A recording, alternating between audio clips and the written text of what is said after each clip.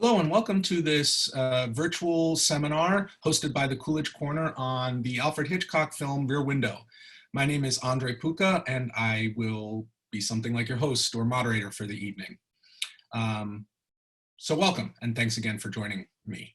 Just a few reminders about how this process will work.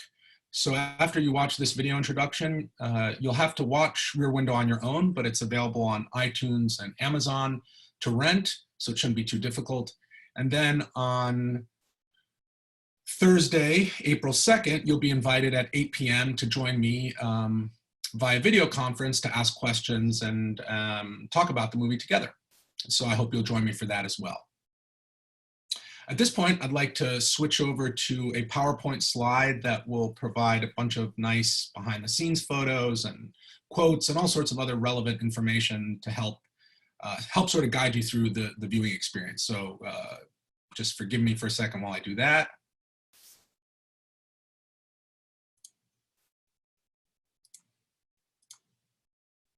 Okay. Here we go. So I figured it'd be good to start with just a very brief potted bio and not very extensive at all. Like this excludes a lot of Hitchcock's or all of Hitchcock's British career. But basically, Hitchcock starts his career in Hollywood, in the United States at least, in 1939. And for many years, he's working under contract to an independent producer named David O. Selznick, who had his own production company. It was quite a big one, in fact. So it's not like Hitchcock was working for some rinky-dink independent producer on the margins of Hollywood. In fact, through Selznick's contract, Hitchcock was regularly loaned out to other studios like RKO and Warner Brothers, for example, Fox even. Okay, so he gets to the United States. Hitchcock gets to the United States. And I have two quotes here. One that is a very early impression by David Selznick of Hitchcock. This is the quote in sort of pink. That's from a dinner and drinks kind of evening between the two of them after they saw The Wizard of Oz together. And you can tell that, so it's a positive, it's a celebratory description, not celebratory, but positive description of Hitchcock. But it has like a slight edge to it. He's not a bad guy, shorn of affections, although not exactly a man to go camping with. Well, their relationship would just get more and more hostile over the years, especially because, as you can see at the bottom here, Selznick was a very hands-on producer. He was what Henry Jaglom would later call or describe as a creative producer, but with an ironic usage, because by that, he meant the kind of producer that meddled in the production process, that had very specific notes about everything from lighting to casting to editing and pacing about a movie, and would insist that a director bend to those kinds of that kind of advice. And what you see in the second quote here in blue is a memo that Selznick sent to Hitchcock when Hitchcock was working on his last film under contract with Selznick called The Paradigm Case. This is in 1947. And if you read this quote, these are notes that Selznick is giving Hitchcock about the way he's lighting the lead actress and what's lacking in the composition. You can tell that he's got an eye toward entertainment value specifically and almost nothing else. And that's often what Hitchcock and Selznick disagreed about. So those years were formative for Hitchcock because they taught him what it would be like to work with a Hollywood producer. Hitchcock wasn't used to this kind of oversight in the UK. After a brief sort of freelance stint, Hitchcock starts his own company called Transatlantic Pictures. He only makes 2 films for that company, or with that company, the first of them being Rope. None of the films he made were very successful, and so the company basically just was dissolved. And so by 1954, Hitchcock's agent at the time, Lou Wasserman, who worked for probably the biggest talent agency in Hollywood at the time, MCA, negotiated for him one of the most lucrative contracts in Hollywood history up to that point. And it's this last clause in the contract that was really monumental, momentous, a watershed kind of clause. Besides stipulating how many films Hitchcock would direct and produce, what kind of salary he would receive per film, and what percentage of profits he would receive after a film he directed and produced recouped twice its budget. He also was guaranteed full ownership of the 5 films that he both produced and directed for Paramount 8 years after their release. And that would include some massive titles, including Rear Window. In other words, very, very lucrative titles that would continue to sell by being syndicated to television or cable or to home video. So Rear Window is the first film that Hitchcock directed for Paramount during this very productive stint. Some of Hitchcock's masterpieces are directed during this time. Okay, so that brings us to Rear Window. When Hitchcock was directing Rear Window, he was the thinnest he'd ever be. He was like 180 something pounds, down from over 300 pounds. And you can see in this photograph of him on set just how much thinner he looks compared to some of his the more classic profile of Hitchcock, where the stomach would be coming out, bulging out quite a bit more. So he said that he was feeling very creative at the time. The batteries were well charged. He had this great contract. He was out from under the thumb of Selznick, and the creative juices were really flowing. In fact, he had started work on this movie months before production. In fact, when he hired the screenwriter for the film, a guy named John Michael Hayes, he had talked to Hayes months before and liked Hayes because he had worked on a radio series called Suspense that Hitchcock launched for CBS. So he liked Hayes' work, and he told Hayes, I'm doing this movie called Rear Window. It's an adaptation of this short story. Some of the details are here.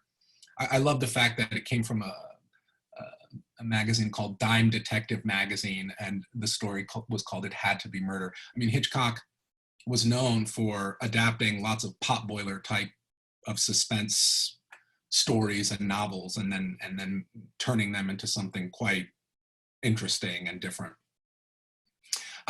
So he tells Hayes about the story, and he tells Hayes that both Grace Kelly and Jimmy Stewart are definitely playing the lead roles. So Hayes was encouraged to write with them in mind. And so to do that, he spent quite a bit of time with Grace Kelly, modeling the character of Lisa, partly on her, and later he said partly on his wife, the model Mel Lawrence. I just thought that was an interesting kind of behind the scenes little tidbit. Many of the people who worked on the film on the side were people who had worked with Hitchcock already. So it's another reason he's very hopeful, energetic, is because he's assembled a team that he's had full creative control over.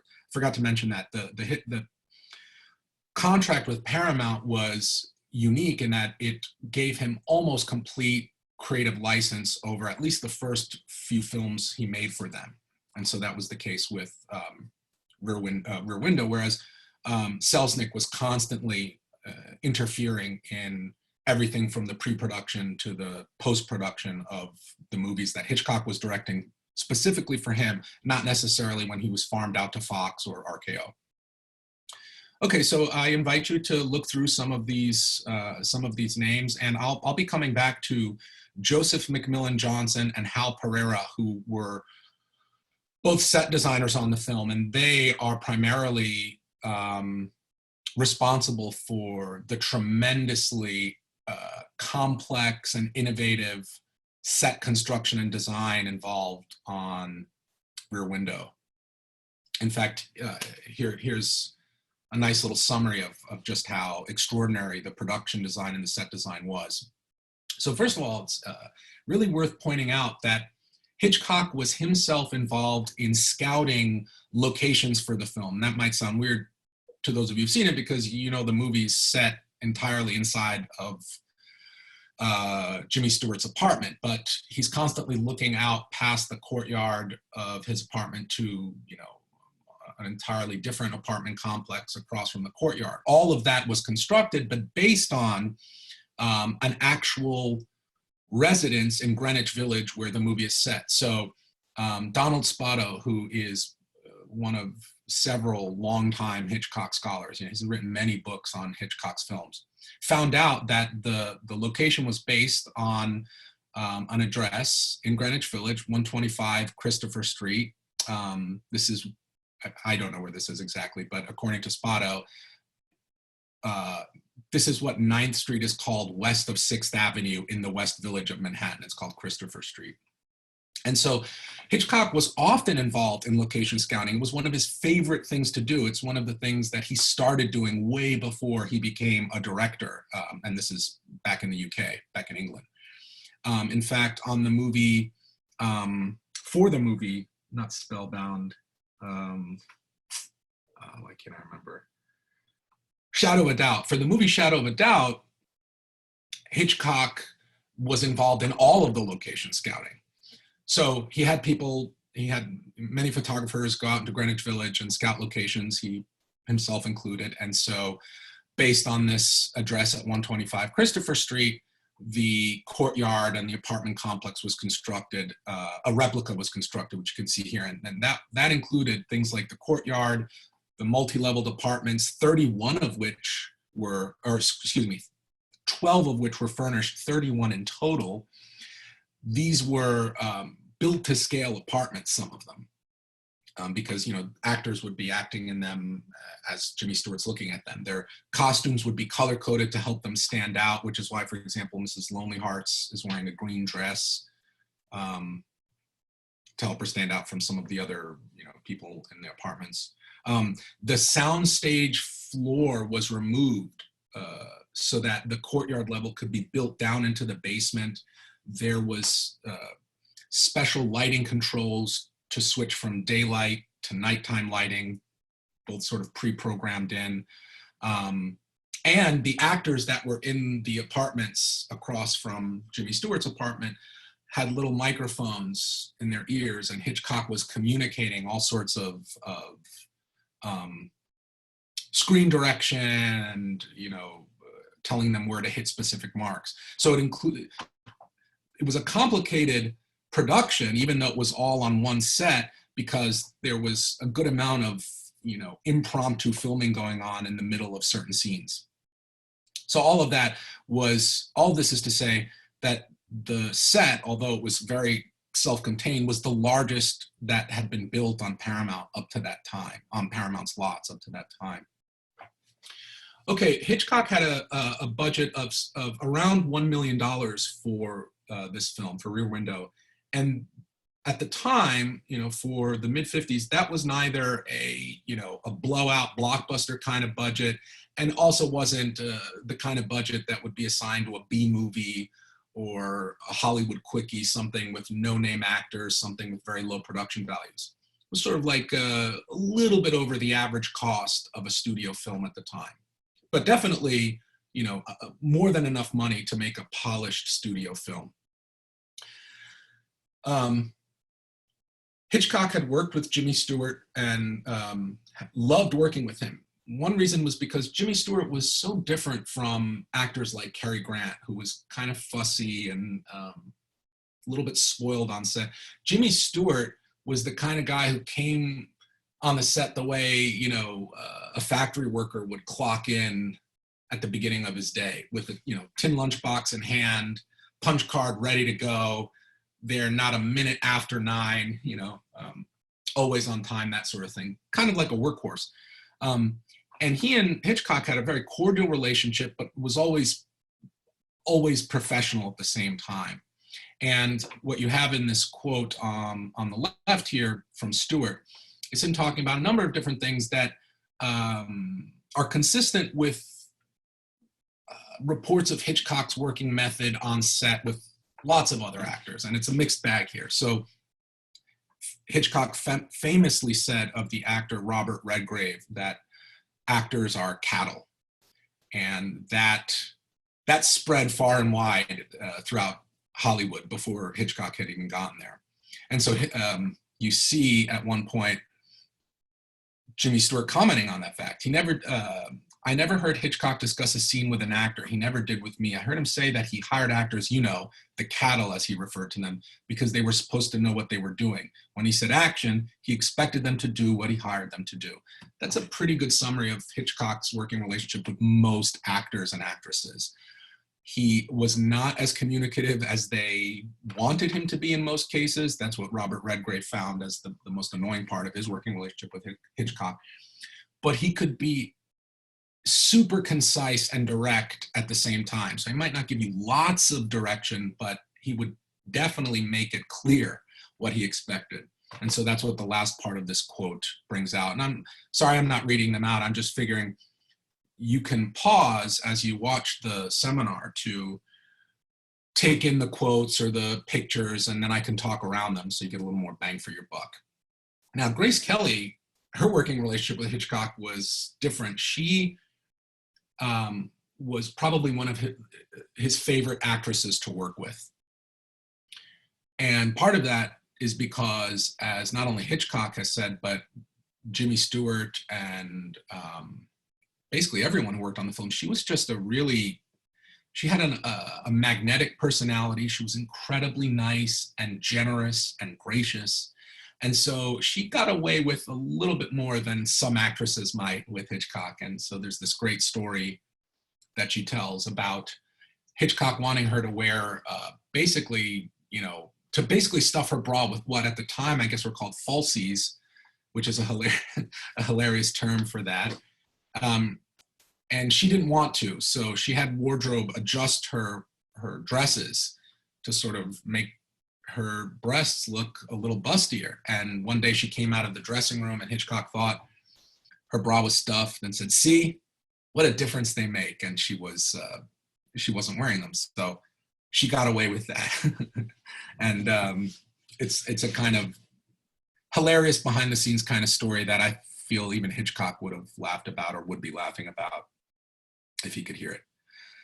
Okay, so that is, I think, everything I want to say about the film's making and what's generally useful to know about it going into the viewing of the film.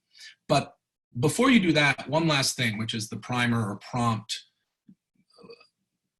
before you watch the film. I'm calling it a primer prompt because it's food for thought as you watch the film. Because I know we mostly watch movies passively as entertainment, and that's great. I like watching movies that way too, but presumably you're taking the seminar because you want to watch this particular film, Rear Window, with a much more critical or careful eye. So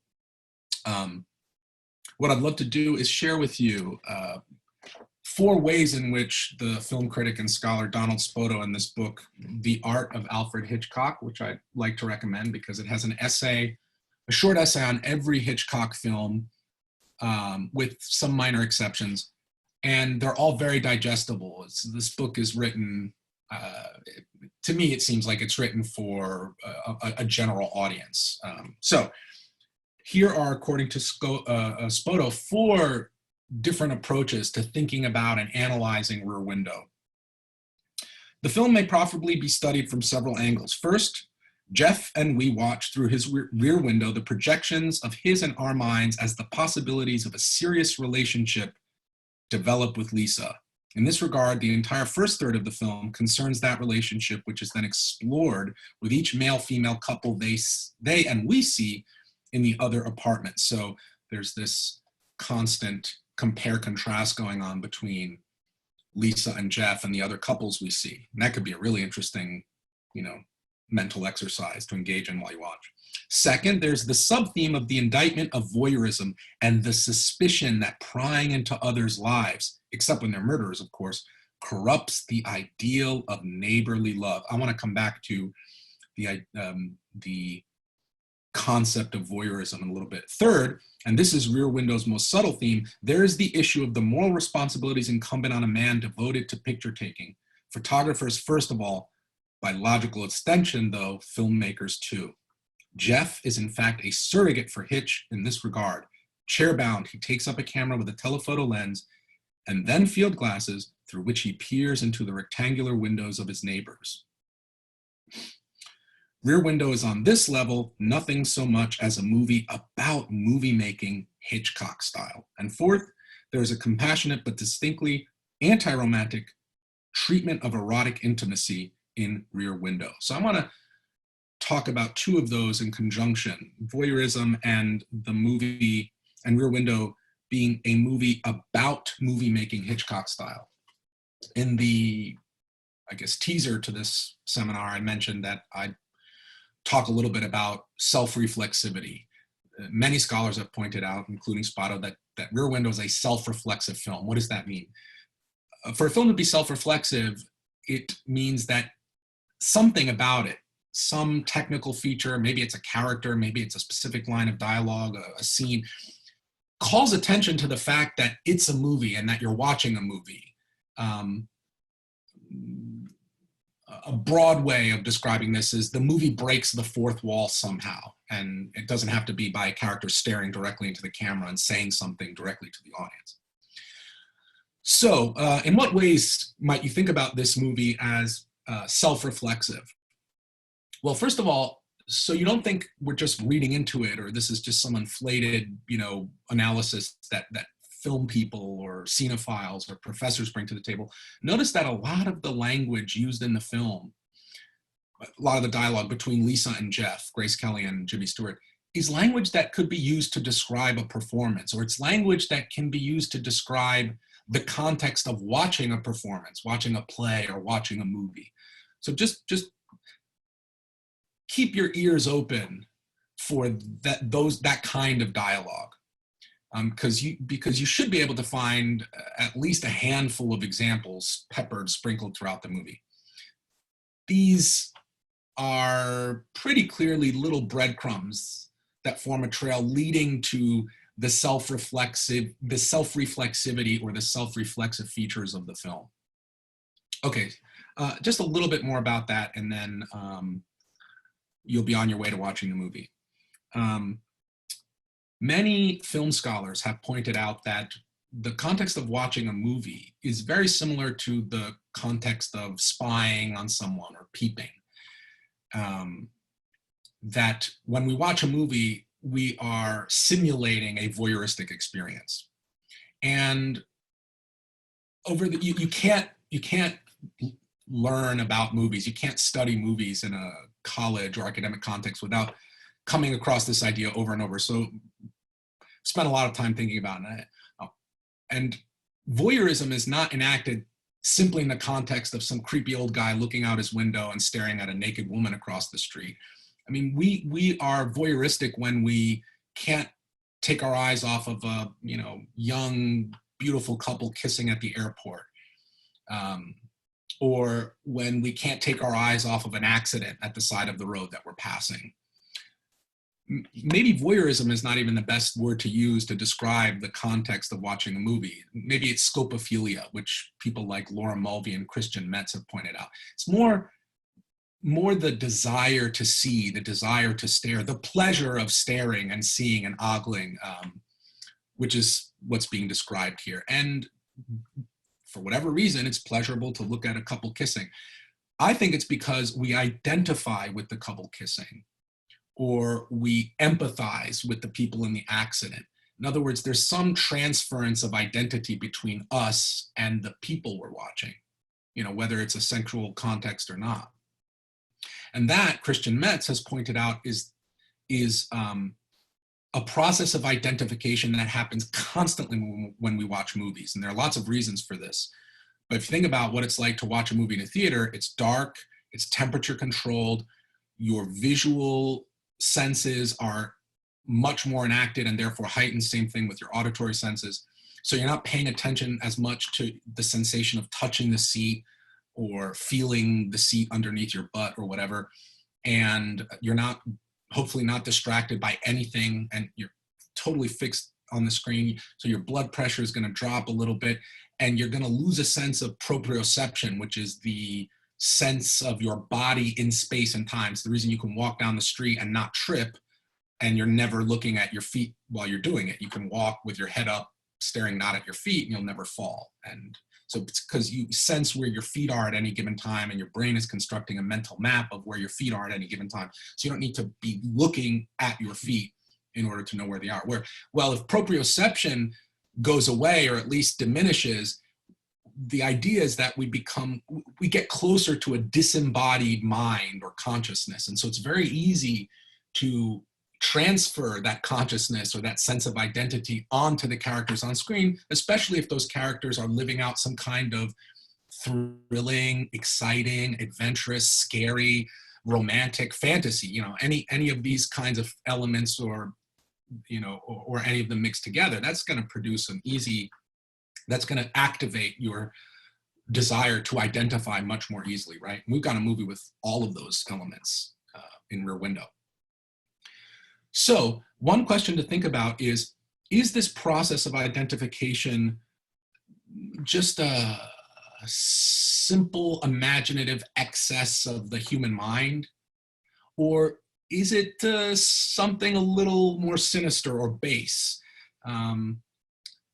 Because the Christian Metzes and the Laura Mulveys of the world would suggest that the process of identification works so well in movies because movies, especially Hollywood movies, activate our most basic subconscious desires for things like sex or power or dominance, or even just resolution, a desire to have closure and to be finished with something, to have an answer, to find an answer, to achieve an end.